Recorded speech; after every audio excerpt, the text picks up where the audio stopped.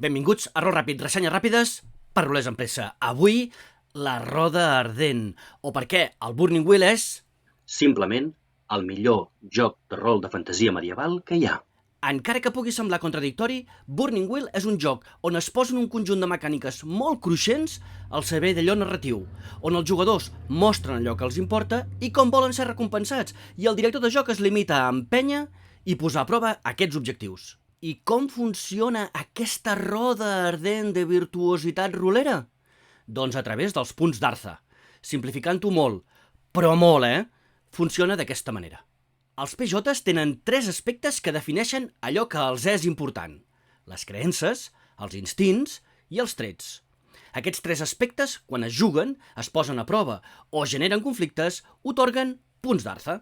Aquests punts serveixen per millorar les tirades de les habilitats, les quals requereixen d'aquestes millores per tant de poder augmentar el seu nivell. Amb habilitats augmentades és quan el personatge pot assolir els seus objectius i crear-ne de nous per poder seguir millorant. És aquest vis sens fi narratiu el que permet crear els conflictes i les situacions del joc i, en definitiva, fer emergir de forma autènticament cooperativa algunes de les millors històries roleres que jo hagi jugat. Fins aquí la ressenya.